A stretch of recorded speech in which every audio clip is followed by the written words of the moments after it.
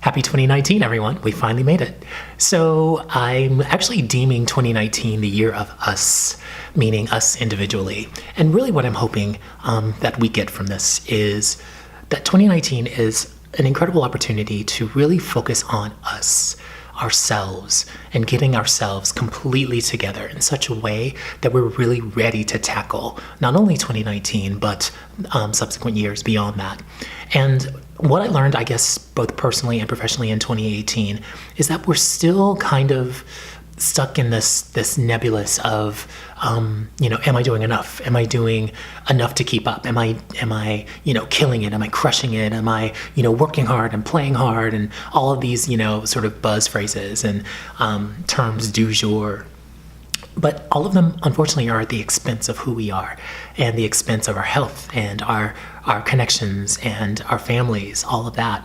And I really want to sort of change that narrative a bit and move away from that, you gotta grind. Grinding is great, don't get me wrong. And yes, it is a great trait to have, but not at the expense of experiences and actual connections with people. And really just living life and enjoying life and experiencing things that are outside of your norm and outside of your circle. And I think that's really where we can be at our best for either the people we support or work for or work with, as well as the people who depend on us for, keeping the train on the tracks, if you will. So I'm going to be traveling starting this month, holy crap. And really what I'm teaching as I go sort of state to state, city to city, country to country, I'm actually headed to Australia and New Zealand in a couple weeks, is to really focus in on sort of three things. The first one is personal brand. Now, I know a lot of you sort of raise your eyebrow when I say the word personal brand or the phrase personal brand, but here's what I'm talking about. I think what we're really going to see more than anything in 2019 is the division between the people who are super serious and super passionate about their jobs and the ones who are collecting a check, essentially.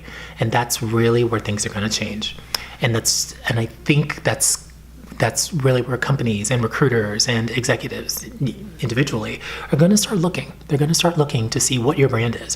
What do you represent? What makes you you?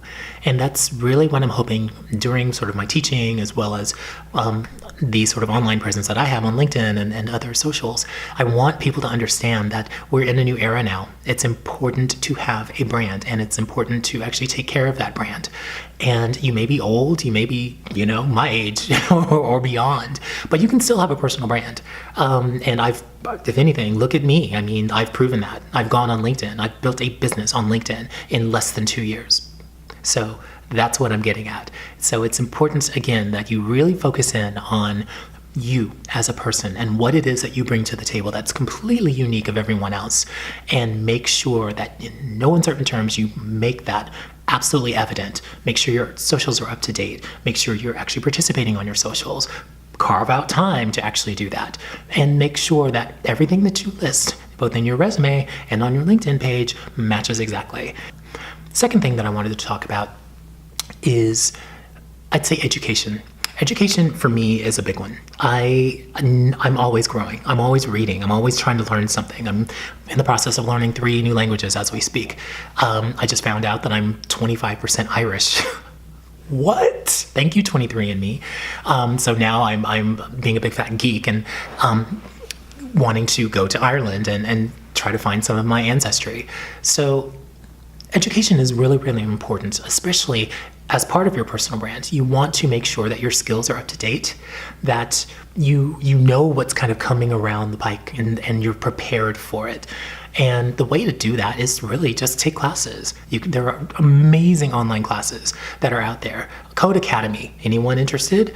I actually started coding, or at least learning code. Ruby on Rails is my thing right now, because again, it sort of keeps you fresh in here, and it keeps you interested and engaged and learning something that may be of value at some point. Who knows? I mean, when I decided to leave being an executive assistant full time and start teaching everything, or teaching people around the world, that allowed me to do that because I've already learned all of the management skills that I need. I've actually had a couple of businesses of my own before. I watched and learned every piece of material that my executives basically shot out to the rest of the company to learn if they choose to or not.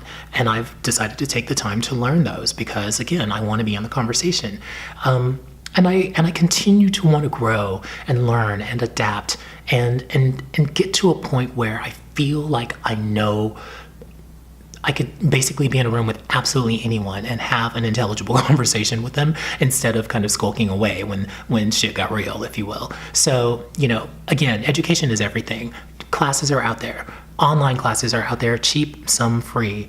And it also allows you to do things outside of the day-to-day work that you do that will allow you to, again, open up new sort of chambers or chambers, if you will, of energy and confidence and creativity and and just really just open your eyes nice and wide, kind of like when you were a child again. That's really what I'm getting at. So again, education. You've got to seek it. You have to hold your company's feet to the fire and make them pay for it if they've got the budget. And if you've got the budget, don't you dare leave that money on the table. That's income. Like, let's be clear. That is free income. So by all means, use it. So the third thing that I'd like to bring up, again, comes back to us and making sure that we're really taking care of our own well-being. And I'm not seeing it. I don't know how else to tell you. I'm not seeing it. I'm seeing people working themselves to the bone. I coach quite a few executive assistants as well as a couple of startup CEOs. And I'm seeing way more work and busyness, if you will, than I am effectiveness and an actual life. And it kind of saddens me, but it actually kind of pisses me off because I think we've fallen victim to that whole, work hard, play hard narrative. That was great in the 80s, and it was actually really cool during the dot-com years, which was late 90s, early 2000s. But I don't honestly think that applies here. I believe that we now have enough automation and enough skilled workers, highly skilled workers, who can, if you empower them in the correct way, they'll do everything you need done that you don't have to do yourself. And I would honestly say that executive assistants, we're guilty of that. We honestly kind of set the bar for the rest of the organization a lot of times with our demeanor and how people perceive us. In other words, if we seem frazzled all the time and we're running around and stressed and crazy and all of that, then I honestly think it adds that much more anxiety to the rest of the company because we're sort of the barometer for the C-suite. So since I teach executive assistants, so I apologize to anyone out there. It's like, well, that doesn't apply to me. It does. It's important to really look at your day and figure out what's important. Figure out the things that are non-negotiables to you specifically, not to the company, not to your boss, not to the grand scheme of expectation, to you specifically. And make sure that those are included in your day-to-day without question. Period. If you take a class every single week or 2 weeks or 3 or 4 times a week, whatever that happens to be at the end of the day at 5 p.m., go take your class. People will kind of, they might hum or whatever. That one and a half, 2 hour class that you take is, if that's the one time that you really have downtime and time to be you, and improve yourself and release all of the stress of the day and improve just your own sort of well-being and kind of refill your joy coffers. Do that and tell everybody else to F off. It's just that simple. This is life. And the only way to be super duper effective as a professional is to be okay with you first and foremost, and then everyone else after. If you're not right, and if you're stressed and unhealthy and overweight and pissy and all of that, it's a trickle-down effect. And it allows other people to judge you.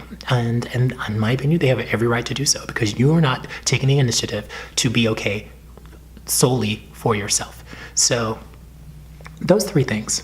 Really, again, just making sure that we really focus on our own personal brand, what it is, how we're being seen, how people are perceiving us, and kind of creating that narrative ourselves as opposed to other people doing it.